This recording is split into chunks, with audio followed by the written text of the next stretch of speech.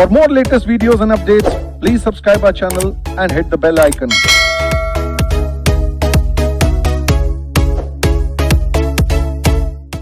So, अभी हम लोग स्टार्ट कर रहे हैं बिजनेस मैसेजेस। आप लोगों ने बिजनेस लेटर्स लिखना मेरे से अच्छे से सीख लिया। अभी हम लोग बिजनेस मैसेजेस सीखेंगे, कितने टाइप के बिजनेस मैसेजेस हमारे पास होते हैं। नीचे आ जाइए। चलिए, business messages includes the messages from the chairman to the company, chairman of the company to share holder. आप अपने ऑफिस के अंदर जब बिजनेस कर रहे हो तो बिजनेस से रिलेटेड लोगों को जब भी आप कोई मैसेजेस भेजते हो तो उसको बिजनेस मैसेजेस बोलते हैं। किसको भेज सकते हैं हम? हमारी कंपनी जो है अपने शेयर होल्डर्स को मैसेजेस देगी, वो बिजनेस मैसेजेस है।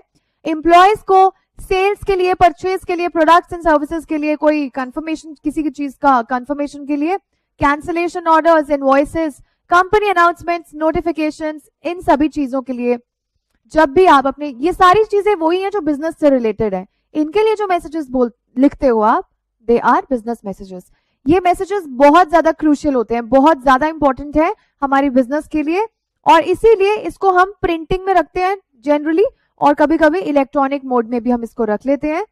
सो ये इंटरनल और एक्सटर्नल दोनों ही कम्युनिकेशन करने के लिए काम आता है। इंटरनल एज इन जो आपके ऑफिस के अंदर आप मैसेजेस भेजते हो लोगों को, और एक्सटर्नल जो आप अपने ऑफिस के बाहर लोगों को मैसेजेस भेजते हैं।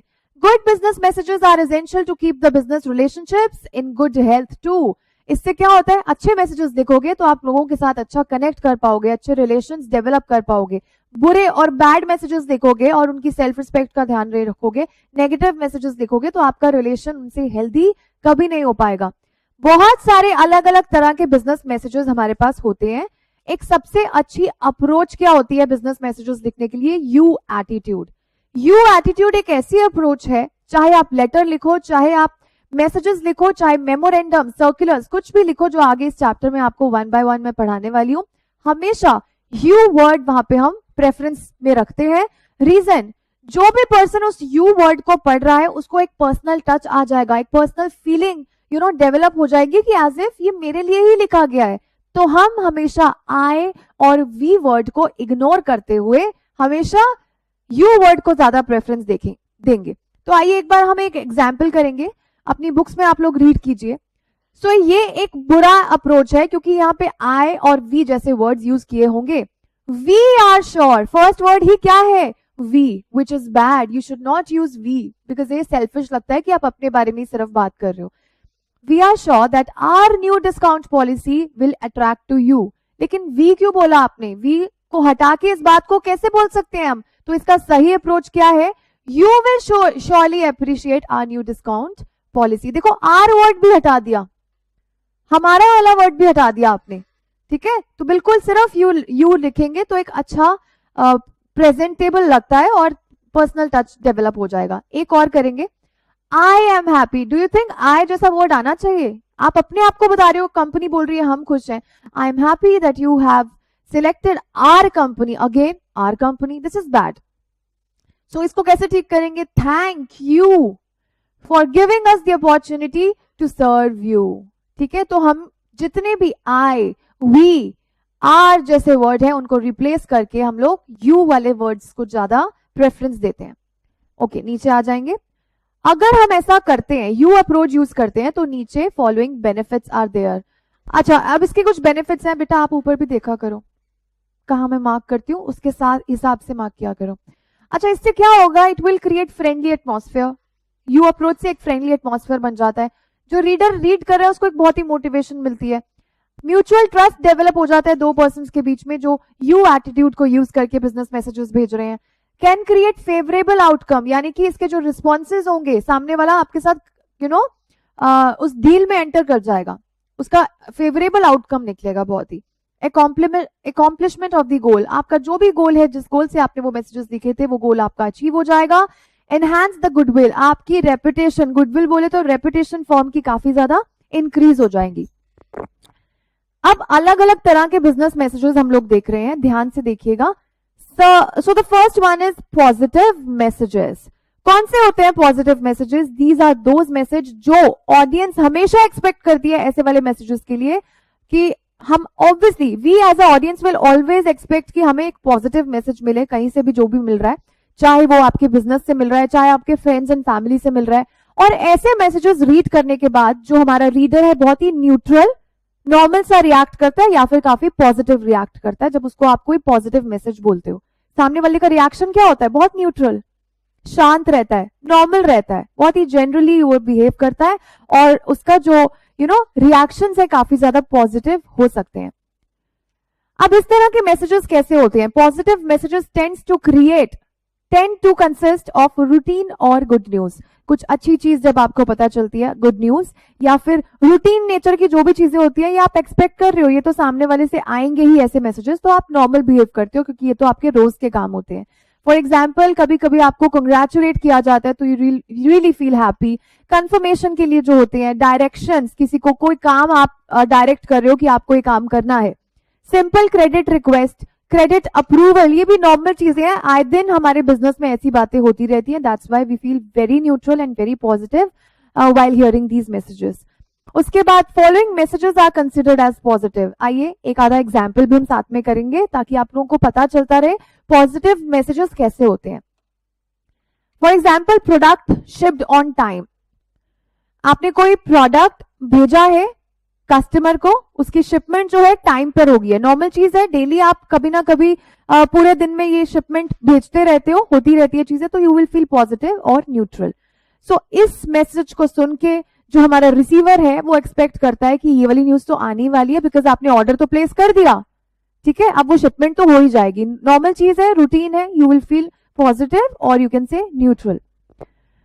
ओके, नेक्स्ट आता है parking lot closed for 3 days for new striping.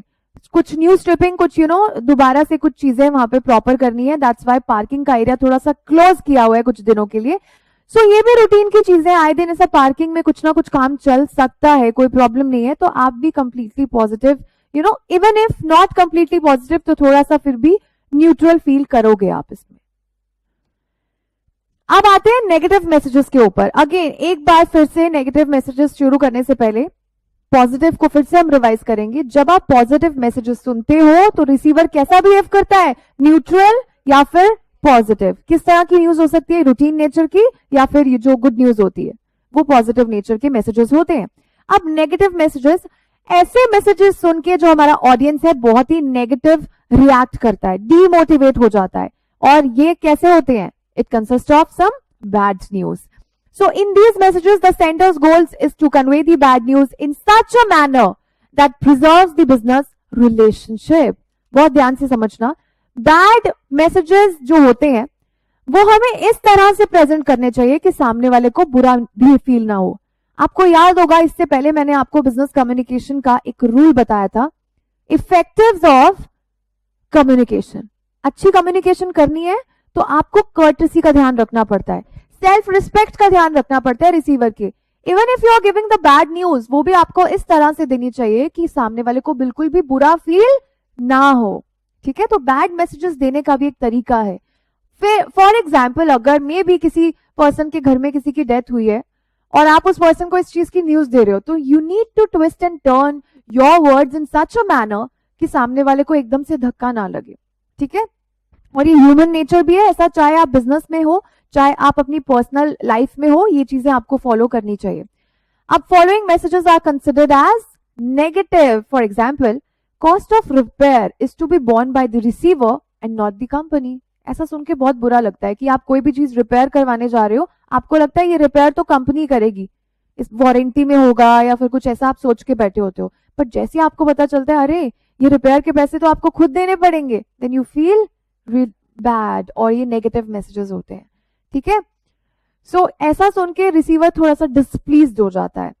Next आता है, new performance appraisal system is underway but the employees are used to the old ways of performance appraisal. देखो, परफॉर्मेंस अप्रेजल जब आप उनके appraisals करते हो, अप्रेजल्स एज इन जब वो अच्छा काम कर रहे होते हैं, may be you increase the salary और कुछ बोनस उनके एम्प्लॉयज को देते हो, तो कुछ नए परफॉर्मेंस अप्रेजल का सिस्टम आ गया आपके ऑर्गेनाइजेशन में। कुछ अलग क्राइटेरिया से चेक किया जाएगा कि इन एम्प्लॉयज का अप्रेजल होना चाहिए या नहीं होना चाहिए। लेकिन जो एम्प्लॉयज हैं उनका माइंडसेट नहीं है ये नए वाले अप्रेजल के लिए, वो अभी भी सोच रहे हैं कि पहले वाला अप्रेजल सिस्टम ही होना चाहिए। तो जब कोई भी चीज चेंज होती है ना, हम अडेप्ट नहीं कर पाते उस चीज को, और you feel negative at that point of time, क्योंकि आप उसमें कंफर्टेबल एकदम से फील नहीं करते हो। फॉर एग्जाम्पल, अभी आप यहाँ पे 9:30 बजे आते हो, मैं आपको बोलूं बेटा 8 बजे पहुंचना ही है, एकदम से you will not feel good. अभी मैंने इससे पहले आपको बोला था कि ये 12th क्लास नहीं है, आपको मिनिमम 10 घंटे यहाँ पे पढ़ना है, तो थोड़ा सा अनकंफर्टेबल आपको फील हो रहा है, but this is the fact, आपको इतना तो मिनिमम पढ़ना पड़ेगा ही अगर 1 गो में आपको CSET का एग्जाम निकालना। ठीक है, तो ऐसे मैसेजेस सुन के मे बी आप लोगों ने भी इसको नेगेटिव लिया होगा, तो ऐसा कोई भी पर्सन इसको नेगेटिव लेता है। ठीक है, नेक्स्ट आता है परसुएसिव मैसेजेस। अब ये जो नेगेटिव मैसेज जैसे मैंने आपको दिया था, ये थोड़ा सा परसुएट करके अगर मैं आपको दूं, परसुएशन का मतलब होता है मोटिवेट। ऐसा मैसेजेस सुनने के बाद जो हमारे ऑडियंस हैं काफी ज्यादा मोटिवेट हो जाते हैं, इनकरेज हो जाते हैं। ठीक है, और in order to act as the sender's desire, जैसा सेंडर करना चाहता है ना, उसको मोटिवेट, इनकरेज करना चाहता है, परसुएट करना चाहता है, मीनिंग एक ही है सब चीजों का, तो उसी के ढंग से, उसी के तरीके से हमारी ऑडियंस यहाँ पे परसुएट हो जाती है। नॉर्मली क्या होता है, ये जो रिसीवर है is more like a positive audience. Positive messages सुन के जैसे आपको अच्छा लगता है, वैसे परसुएसिव मैसेजेस सुन के भी आप काफी पॉजिटिव रिएक्ट करते हैं। Okay, for example persuasion messages के क्या है, कुछ एग्जाम्पल्स हैं। Please speak to the new employee group. देखो, नॉर्मली ये ना ह्यूमन नेचर है, कभी आप कहीं नया ऑफिस ज्वाइन करो, अभी आप पहले दिन अगर कोचिंग में भी आए होंगे तो आपको स्टार्टिंग में ऐसा लगता है ना कि इतने सारे बच्चों से कैसे बात करें। तो ऐसे ही अगर कोई नया एम्प्लॉय ऑफिस में आया तो ही मे बी रिलक्टेंट, कि अगर उसको बोल दिया जाए कि नए ग्रुप से, हमारा ये इतना बड़ा ग्रुप है, इससे आप मिलिए, बातचीत कीजिए, हेजिटेशन होती है, रिलक्टेंट फील करेगा वो पर्सन, एकदम से हैप्पी नहीं हो जाएगा। तो ये काम करने के लिए उसको क्या करना पड़ेगा, हम लोगों को, सेंडर्स को मोटिवेट करना पड़ेगा।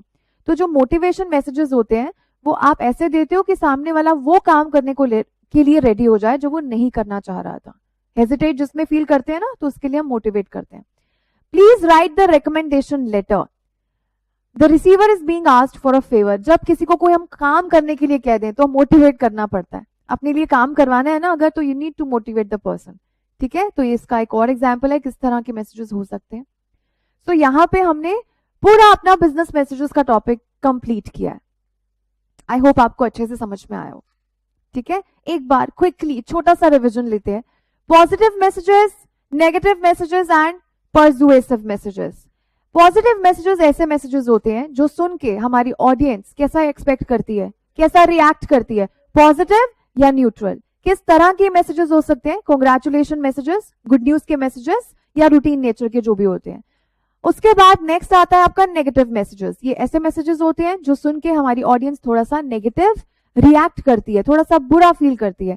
जितनी भी बैड न्यूज होती है, ठीक है, वो सब नेगेटिव मैसेजेस होती हैं। तो इसकी अप्रोच कैसी होनी चाहिए, बैड मैसेजेस भी हमें इस तरह से देने चाहिए एज इफ सामने वाला उसको रीड जब कर रहा है या सुन रहा है तो वो थोड़ा सा अच्छा फील करे। कैसे करवाएंगे आप उसको अच्छा फील, बैड न्यूज में भी अपने वर्ड्स कुछ ऐसे यूज करेंगे बैड मैसेजेस देते हुए कि सामने वाला हर्ट ना हो, उसकी सेल्फ रिस्पेक्ट का हम लोग ध्यान रखें। ठीक है, और उसकी फीलिंग्स का हम लोग ध्यान रखें। लास्ट आते हैं आपका persuasive messages. These messages are those messages जो ऑडियंस जब सुनती है तो कैसा एक्सपेक्ट करती है, थोड़ा सा इंकरेजमेंट चाहती है, थोड़ा सा मोटिवेशन चाहती है, परसुएशन चाहती है लाइफ में। फॉर एग्जाम्पल, अगर आपको किसी से फेवर चाहिए, कुछ काम करवाना है, तो you need to motivate that person.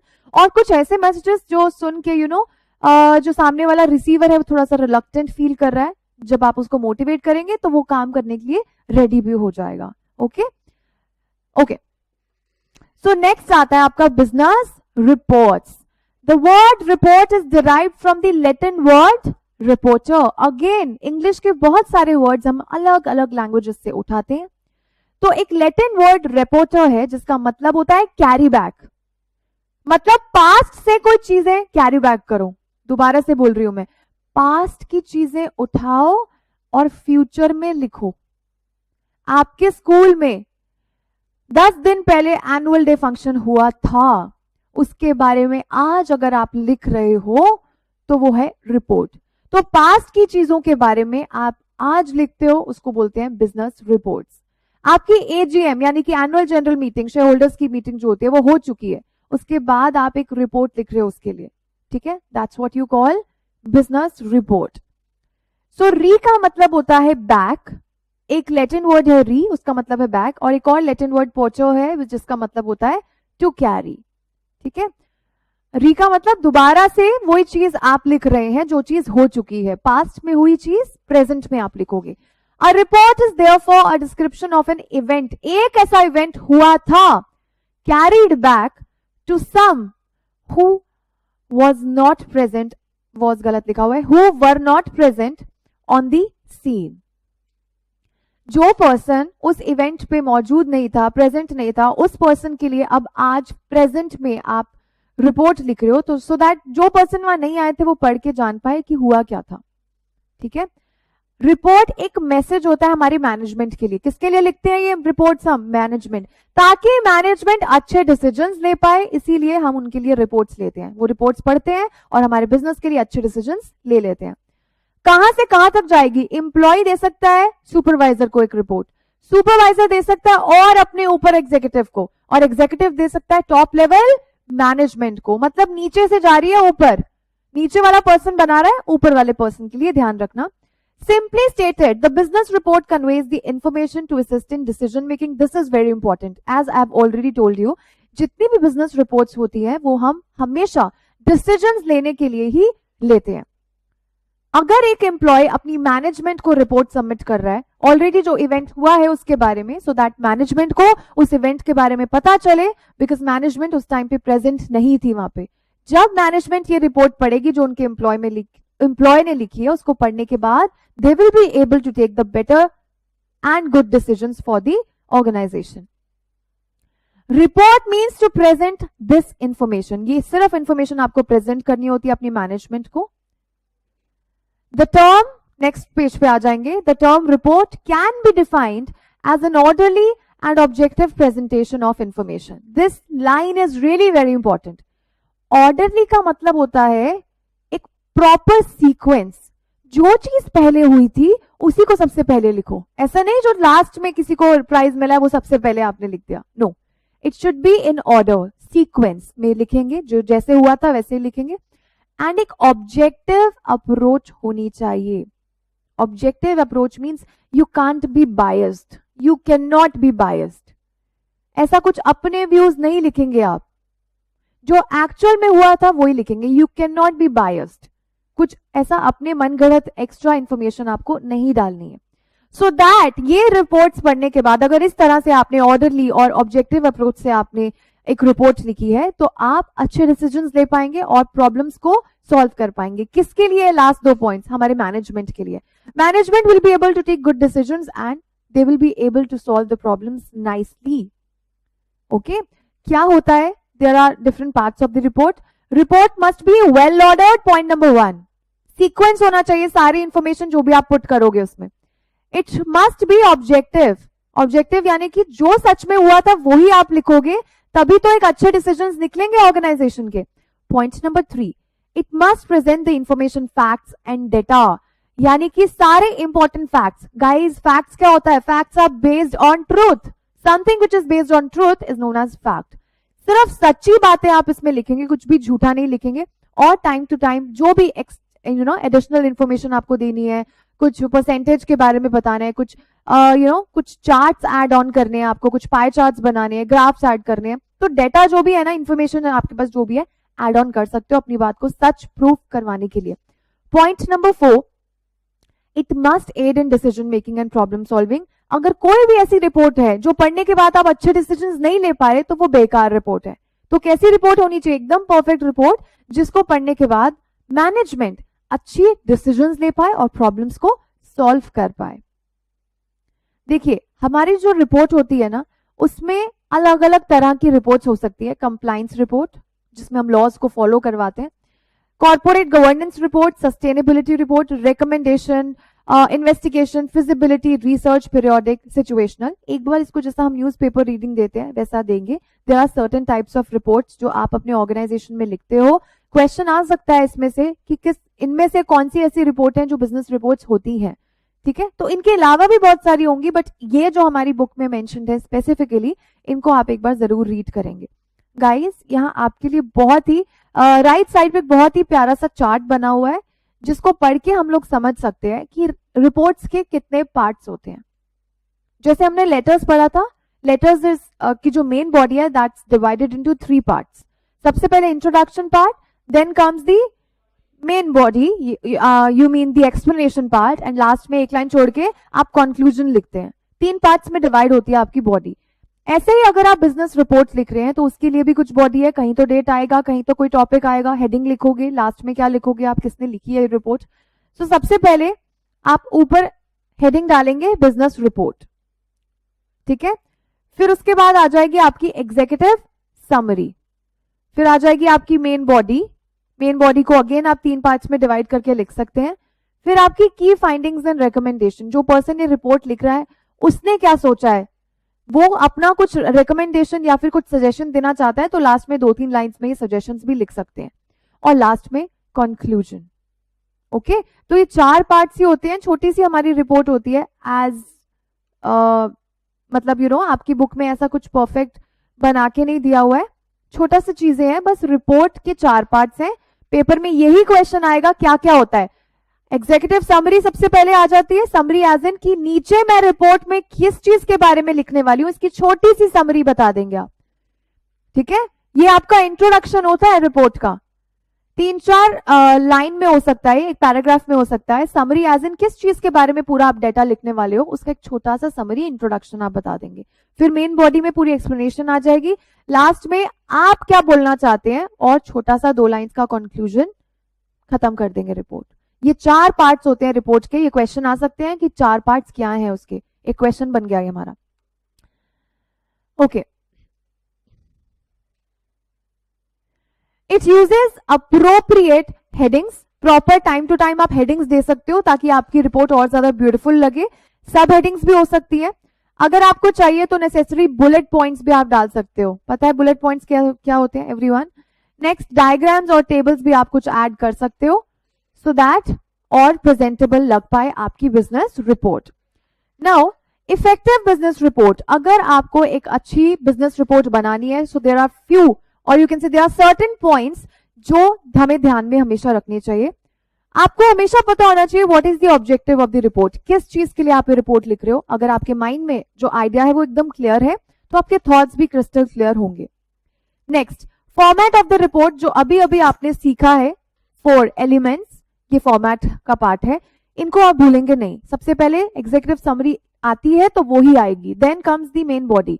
तो ऐसे ही इसको फॉर्मेट को ध्यान में रखते हुए रिपोर्ट्स लिखेंगे। यूज ऑफ द रिपोर्ट, ये रिपोर्ट किसके लिए यूज की जाएगी? क्या इसको मैनेजमेंट यूज करेंगे प्रॉब्लम सॉल्व करने के लिए या डिसीजंस लेने के लिए? तो उसका यूज कहाँ है ये भी आपको पता होना चाहिए। रिक्विजिट इन्फॉर्मेशन और इनपुट डेटा, जो भी रिक्वायर्ड इन्फॉर्मेशन उस रिपोर्ट में डालनी है, you have to put each and every data, each and every fact into it. Collection of the data and facts, यानी कि जो भी डेटा आपको कलेक्ट करना है रिपोर्ट लिखने से पहले, जो भी मटेरियल आपको चाहिए पहले कलेक्ट कर लो और उसके बाद ही आपको रिपोर्ट लिखनी चाहिए सो दैट एक वेट मिल जाए आपकी रिपोर्ट को। Analysis and facts finding procedure, last में आप लिखते हो ना अपना की फाइंडिंग्स, आपकी क्या फाइंडिंग्स हैं, आपके क्या ओपिनियंस हैं, आपके क्या सजेशंस हैं, तो वो लास्ट में आप जरूर लिखोगे। और executive summary is not the conclusion, याद रखना एग्जीक्यूटिव समरी सिर्फ क्या होता है, it acts as the abstract of the regular essay. जो आप इतना बड़ा रिपोर्ट में लिखने वाले हो उसका छोटा सा एक समरी जो होता है, एक छोटा सा शॉर्ट वर्जन जो होता है उसको आप एग्जीक्यूटिव समरी बोलते हैं, ठीक है।